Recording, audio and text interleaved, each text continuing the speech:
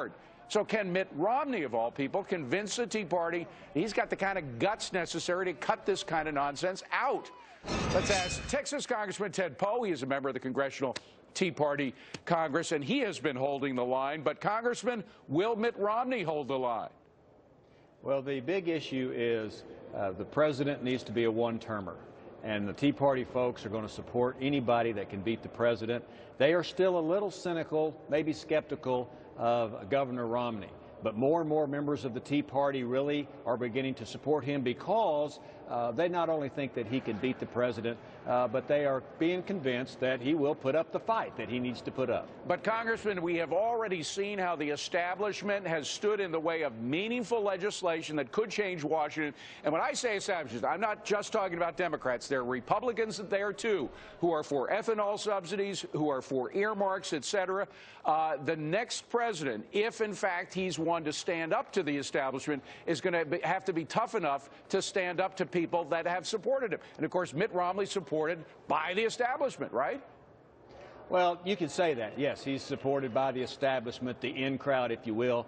But Mitt Romney has got to show now until the election, if he gets the nomination, that he's willing to take the fight on the basic issues of conservatism versus liberalism. He needs to lead on that issue. The president needs to lead the party, either whatever party the president is in. And if Mitt Romney can convince Tea Party folks that he's their man, that he will fight those long traditions of earmarks and pork and the good old boy system, then they will come to him and support him, because the goal is keep President Obama a one-termer. All right, well, you know what? My goal is get rid of the establishment. Get rid of the establishment that's preventing meaningful changes from happening. The stuff that you guys fought so valiantly for when you're on the outside of the Beltway, now it's on the inside of the Beltway that it has to be done. And I see the establishment thwarting meaningful change. I agree with you. What we have seen is a slow turn of this massive ship and philosophy here in Washington. But I do believe the ship is turning. And it is really the responsibility of individual members of the House and the senators to really get their act together and support the will of the American public, which is we want a completely different philosophy of government in Washington, D.C. That's why our approval ratings are so low, because they're not convinced. Well, here's one way. I'm not one to give any politician advice, but one way that I think Mitt Romney might be able to sell the message that he could stand up to the establishment.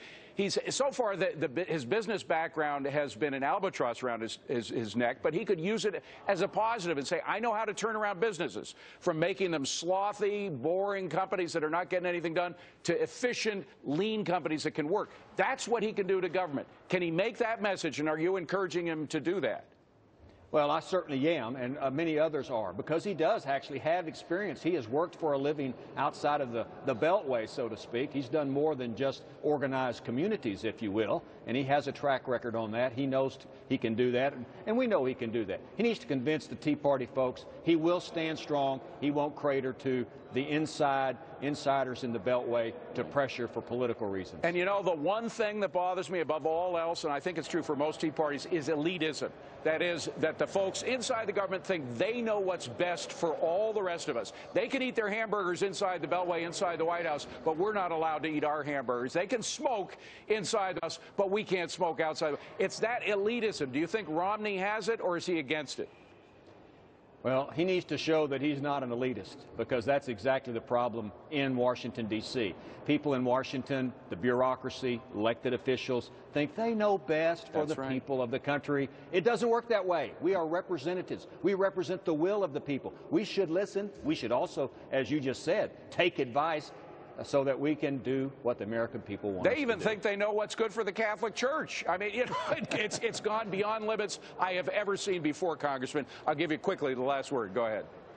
Well, you're exactly correct. The elitism here in Washington, and I think really with this administration, is the people aren't smart enough to know what's best for them, so let government take care of you. We need to change that philosophy, and Mitt Romney has got to convince not just the Tea Party people, but the American public that government, as Reagan said, is the problem. It's not the answer. The people are the answer. I think you got it at its core. Congressman Ted Rowe, thank you so much for coming on. I appreciate it. Thank you, David.